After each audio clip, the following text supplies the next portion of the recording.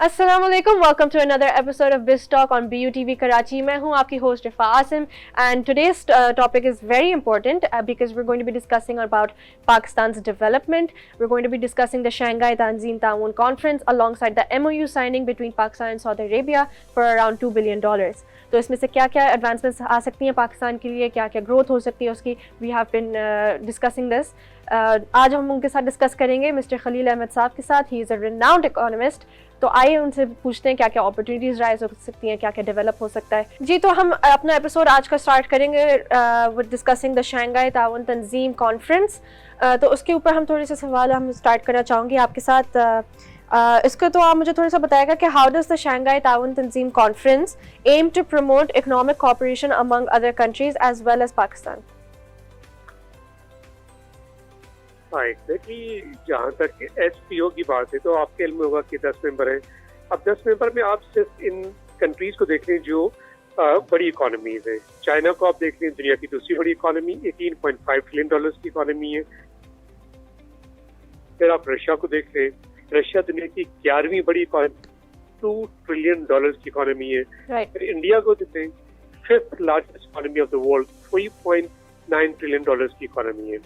फिर इनकी पॉपुलेशन को आप देखें, अगर आप चाइना की पॉपुलेशन को देखें 1.4 billion, India 1.4 billion, Russia 150 million और बाकी सेंट्रल एशियन कंट्रीज है उनको भी अगर आप शामिल कर लें तो एक तो बहुत बड़ी पॉपुलेशन इस खित्ते में है और दूसरा बहुत बड़ी इकोनॉमिक सरगर्मी हो सकती है।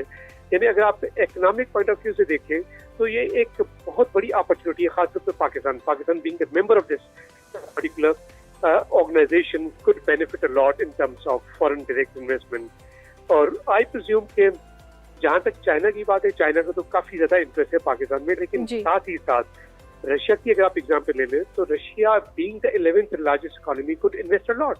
रशिया वो मुल्क है जिसकी वजह से हम पाकिस्तान में आपने देखा कि स्टील मिल जैसी ऑर्गेनाइजेशन बनी है और खासतौर पे रशिया को अगर आप देखें तो रशियन इंजीनियरिंग स्टील इंडस्ट्री बहुत ज्यादा स्ट्रॉन्ग है और पाकिस्तान काफी उससे फवायद हासिल कर सकता है। इसके साथ साथ मैं पूछना चाहूँगी कि इसके पोटेंशियल्स अगर आप मुझे बताएं थोड़े, इसके क्या पोटेंशियल्स हैं ग्लोबल इकोनॉमी पे, क्योंकि इसके साथ हम इंटरनेशनल ट्रेड और इन्वेस्टमेंट फ्लोज को किस तरह बेहतर कर सकते हैं। देखिए, पोटेंशियल की जहाँ तक बात है तो आप सिर्फ नंबर्स को देख लें, आप इनकी नॉमिनल GDP देख लें, चाइना की नॉमिनल GDP देख लें, रशिया की नॉमिनल GDP देख लें, इंडिया की, आपको दुनिया की जो 11 बड़ी इकोनॉमीज हैं उनमें से 3 बड़ी इकोनॉमीज तो सिर्फ SCO से मिल जाएंगी, चाइना, रशिया और इंडिया। और जहाँ तक पाकिस्तान की बात है, $336 बिलियन की इकोनॉमी है, 250 मिलियन की पॉपुलेशन, एक बड़ी एजुकेटेड पॉपुलेशन पाकिस्तान की। तो पाकिस्तान इस वक्त मैं ये समझता हूँ कि दुनिया भर से इन्वेस्टमेंट इजीली अट्रैक्ट कर सकता है, क्योंकि हमारे पास एक फोरम है SIFC की एक क्रेडिबिलिटी है, उसको लेते हुए खासतौर पे वो ममालिक जिनमें हम चाइना की बात करते हैं, रशिया की बात करते हैं, इवन इंडिया, चूंकि इंडिया के साथ बेसिकली थोड़े से पॉलिटिकल इश्यूज हैं, लेकिन इंडियन इन्वेस्टर्स भी बहुत ज्यादा इन्वेस्ट होंगे पाकिस्तान में इन्वेस्ट करने के हवाले से। क्योंकि पाकिस्तान में देखिए 2-4 चीजें, एक कि आपकी कॉस्ट ऑफ डूइंग बिजनेस कम, दूसरा आपके पास एक एजुकेटेड मिडिल क्लास है, इसके अलावा साथ ही साथ यंग पॉपुलेशन। आप अगर सिर्फ अपनी पॉपुलेशन को देखें तो मोर देन 65% पॉपुलेशन आपकी 30 ईयर्स बिलो 30 ईयर्स है। तो एक young population, agile population, educated population, in addition to that lower cost of doing business, ये वो अपॉर्चुनिटीज है जिसको दुनिया देख रही है। और मैं समझता हूँ कि अभी आपने देखा होगा कि सऊदी अरेबिया से एक हाई पावर्ड डेलीगेशन पाकिस्तान में आया, साथ ही साथ आपने देखा कि minister of investment Saudi Arabia ने बहुत ज्यादा इंटरेस्ट शो किया है।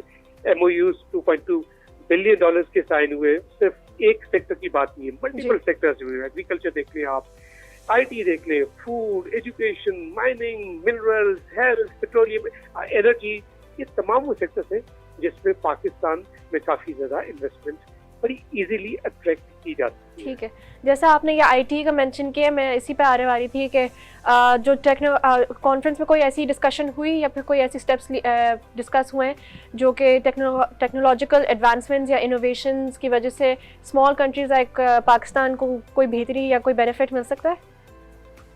देखिए, जहाँ तक आईटी की बात है, पाकिस्तान की आईटी एक्सपोर्ट्स की अगर आप देख लें, हम 2-4 सेक्टर्स को देख लें पाकिस्तान में।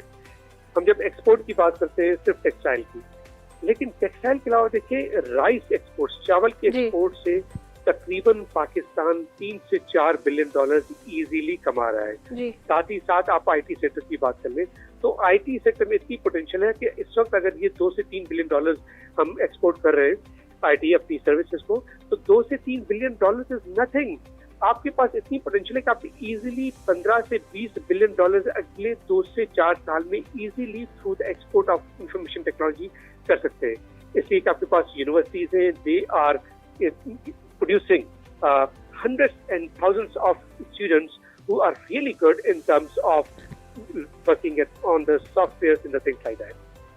ठीक है, तो अगर इसके साथ साथ हम चलते हैं वो जो MOU साइनिंग हुई थी, because we are short on time, तो हम थोड़ा पाकिस्तान सऊदी MOU की तरफ चलते हैं जो कि $2 बिलियन पे साइनिंग हुई है। तो उसमें मुझे बताइए कि इसके इकोनॉमिक इम्पैक्ट क्या होगा और इसके short term and long term economic impact on Pakistan क्या हो सकते हैं and what we can expect. देखिए, जब भी कोई भी कंट्री आपके मुल्क में इन्वेस्ट करेगा तो 2-4 चीजें तो लाजमी होगी। नंबर 1, एम्प्लॉयमेंट जनरेशन, लोगों को जॉब्स मिलेगी। नंबर 3, टेक्नोलॉजी का ट्रांसफर होगा।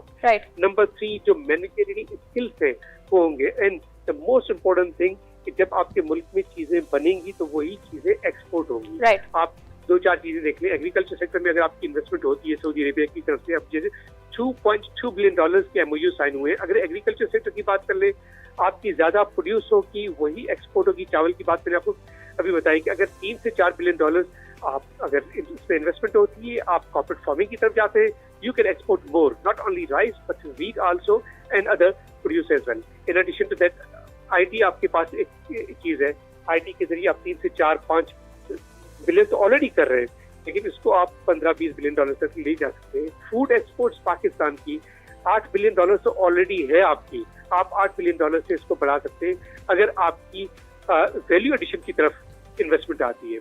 एजुकेशन की बात कर ले तो दुनिया भर में आप देखें कि आप बड़ी बड़ी यूनिवर्सिटीज को देखें, वहाँ पे जब फॉरेन स्टूडेंट्स आते हैं, खासतौर पे अगर आप ऑस्ट्रेलिया की देखें, ऑस्ट्रेलिया में सिर्फ एक मुल्क की बात बता रहा हूँ आपको, इंडिया की तरफ से 10 से 15 बिलियन डॉलर्स की इन्वेस्टमेंट होती है। जो स्टूडेंट आते हैं वो जो पैसा जमा होता है ऑस्ट्रेलिया में इंडियन स्टूडेंट्स की तरफ से, वो 10 से 15 अरब डॉलर हर साल होता है। आप इससे अंदाजा लगा लें। माइनिंग मिनरल सेक्टर में पाकिस्तान के पास बहुत ज़्यादा पोटेंशियल है। अगर आप वैल्यू एडिशन की तरफ जाते हैं तो वो चीज़ जो अभी आप $1 में एक्सपोर्ट कर रहे हैं, वही चीज़ आप $5 से $10 में एक्सपोर्ट कर सकते हैं। Health, Pakistan has been producing the best doctors in the world. Petroleum and energy, आपके पास अगर रिफाइनिंग कैपेसिटीज है, एक्सप्लोरेशन कैपेसिटीज है, what can you do instead of importing से $50 to $20 बिलियन ऑफ ऑयल जो हम हर साल करते हैं, आप अगर रिफाइंड प्रोडक्ट्स आप एक्सपोर्ट करते हैं तो आपका जो ट्रेड डेफिसिट है वो कम हो सकता है। ठीक है, इसी साथ साथ मैं चलना चाहूँगी कि हमारा जो डेट एंड फिस्कल स्ट्रैटेजी उस पर मैं जानना चाहूँगी कि how does this deal into Pakistan debt strategy और इसकी फिस्कल सिचुएशन अगर बेहतर हो सकती है उसके बारे में थोड़ा बताएं।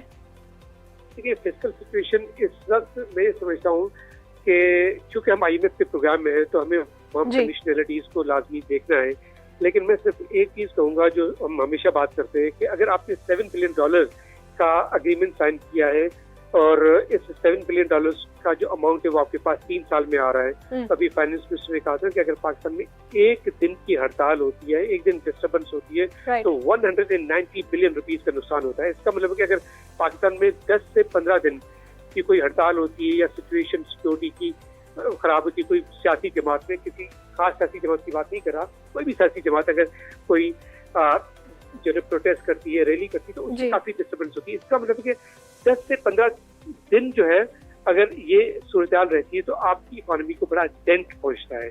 तो कोशिश ये की जानी चाहिए तमाम सियासी जमातों की तरफ से कि पाकिस्तान में कम से कम ये हड़ताल का सिलसिला खत्म होना चाहिए और जो स्ट्राइक इन स्ट्राइक है इसको कम करें ताकि पाकिस्तान में फिजिकल स्पेस हो गवर्नमेंट के पास इंफ्रास्ट्रक्चर को डेवलप करने के लिए और फॉरेन डायरेक्ट इन्वेस्टमेंट अट्रैक्ट करने के लिए।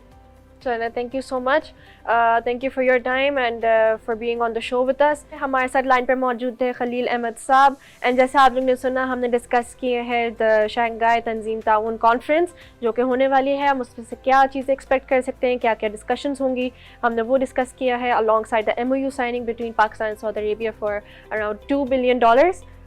इसमें से हमारी क्या क्या एडवांसमेंट्स हो सकती हैं, पाकिस्तान किस तरह बेनिफिट कर सकता है, वो भी हमने डिस्कस किया है। साथ साथ आप देखते जाइए हमें every single week only on BUTV Karachi. Keep watching biz talk with Rifa Hasan.